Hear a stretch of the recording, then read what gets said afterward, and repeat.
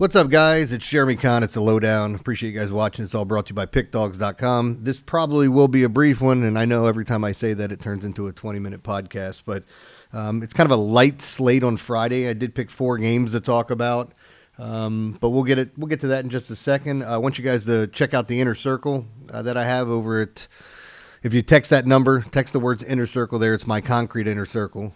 Inner Circle, Inner Circle. I feel like I've said it 1,000 times.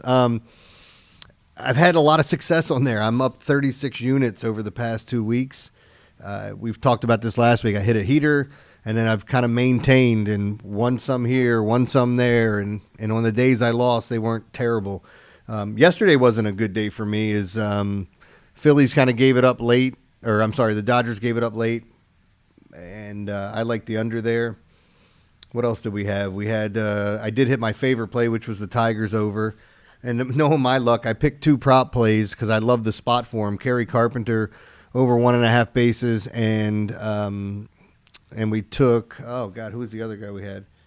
Kerry Carpenter and, Julio Rodriguez. I couldn't get Randy Rosarino off the mind. J-Rod, and I think they were the only 2 guys that didn't get a hit. It's just unbelievable, the luck you have there. And then with the Cubs game, it's a 6.5 total. It gets to 7, and the first inning is just some of the goofiest nonsense you'd ever see. Major leaguers, nobody catching a fly ball in the infield, and it drops to the ground. Everybody's safe. Runner on second goes to third. I think there was a runner on third that scored or eventually scored. They get 2 outs, and then a wild pitch scores. It just they start off that way and then put up all these zeros and then give up a late solo tater for it to go over by a half a run. And then I had the Yankees under, which worked out well for me. I'm happy the Blue Jays moved on. Now I want them to lose. So it was a losing day for me overall. I won in college. We talked about a bunch of these plays, so I guess I don't need to go through all of it. I can tell you more what I'm looking at on Thursday. Since you guys, these were the plays I had. The Giants under. I did like a couple of the college football games. The Southern Miss over.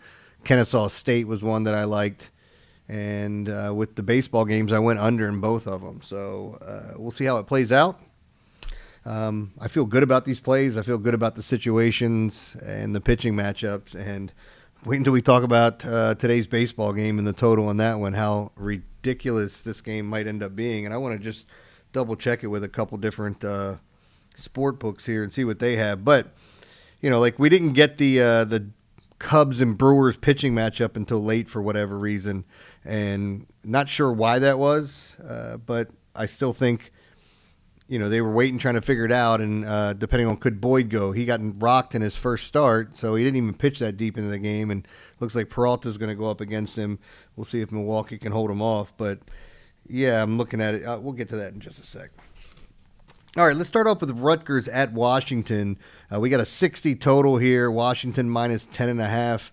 As I'm looking at it, with them traveling all the way to the West Coast to play this game in this type of atmosphere, I don't know what all Washington's going to have to play for this year. I think they're a decent team, though. I don't think they're bad by any stretch.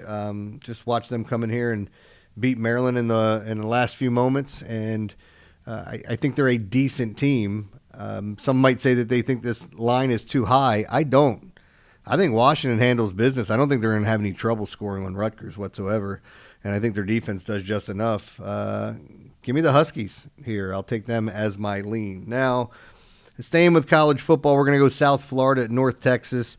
South Florida is minus 1.5. That does interest me a little bit, full disclosure. The total is 66.5, and what I know about these two teams is they are going to move fast.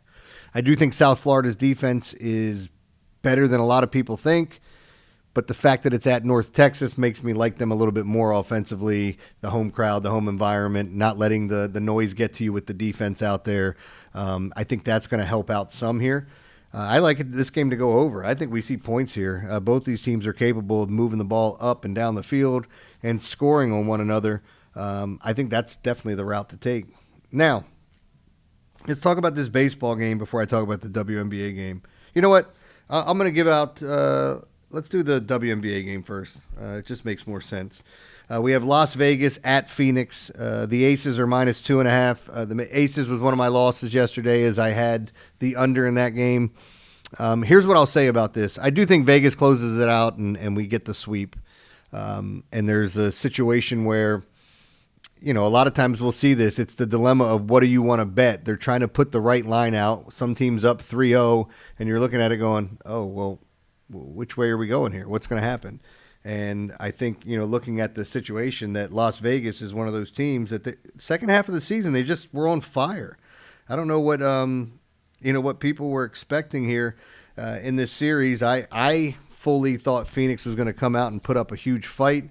And then once you see the way Vegas is playing, especially in key moments, they have the best player in the league in Asia Wilson. So, but anyway, looking at these games, the one thing I'll tell you is, and I've said this for a while, in elimination games tend to slow down, and you'll see it dip. Especially this one's a little bit more difficult just because of the context of it. If one team shows up, and I've said this before, blowouts usually go under.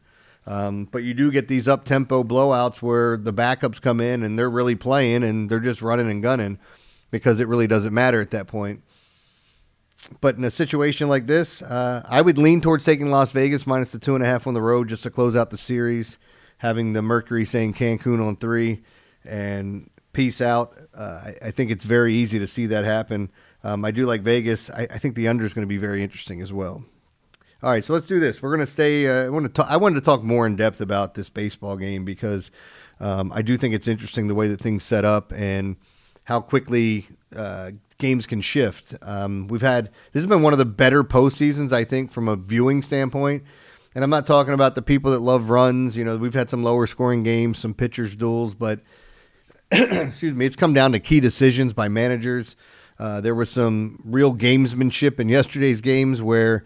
Who was it? The Tigers, the Mariners pulled the starter that they had going in Bryce Miller, who he was pitching really good early on, but they pull him and go with a lefty to make the Tigers decide whether or not they're going to keep Kerry Carpenter in the lineup. And I just thought it was fairly ballsy to do that, especially with the way Miller was pitching, but he had just given up, maybe it was back-to-back base hits or a base hit and a walk. But the thing I found very interesting about that is it's like you're trying to force their hand. You pinch hit for them, you lose them for the game. It's a key moment. You're down 3 runs. It's 3-0 at that point in time. What are you going to do? And I think the announcers kind of talked it through, saying they had one other lefty in their bullpen, and the fact that they ended up scoring 3 runs right in front of Kerry Carpenter coming up, it really did help them make the decision to keep him in the lineup. Now, he didn't do anything. He didn't do anything at all in that lineup, but again, like the games going back and forth, making tough decisions of when to pinch hit with the lefty righties. There's so many teams that just go by the book. What do you do with a reverse splits guy? Who knows? I do like seeing Toronto move on, and I hope whoever wins out of Detroit and Seattle beats their ass. And then we see that, and I'm pulling for the Phillies, but we'll see what happens. So here we go. With this matchup, it's kind of like that dream scenario, and you can see how quickly the scripts can flip in a series where you're up 2-1, you're coasting, and now it's like, hey, we just got to win one more game. That's it. And you go into a game and you think you've won it or you think you're winning and going to hold on and things are going great, and then all of a sudden it's like, whoop, it flips back, and then you look up and go, oh, it's tied, and then there's Tarek Skubal waiting to give us another 7 innings of shutout ball. We'll see what he does. I mean, look, they beat him the first time. Jorge Polanco took him deep twice. I think there's a list of 4 players, and it's like the most unusual players you would think about that have homered off of Skubal twice in the same game. But so one of the things about this game that I found extremely interesting is the total's 5.5, and the Tigers are favored by, it's minus 125. Again, Tarek Skubal, George Kirby, both are upper echelon pitchers. Both are fantastic and shut down opposing teams. And sometimes it's not about beating the starting pitcher. It's about outlasting him. And looking at this and seeing that total, I'm going to tell you to take the Tigers because I just think it's too tough to beat Tarek Skubal twice in a series. And you could tell me, hey, they both put up goose eggs for 7 innings, and then all of a sudden we get to the bullpen and the bullpen decides it. I still think the Tigers are a decent bet here.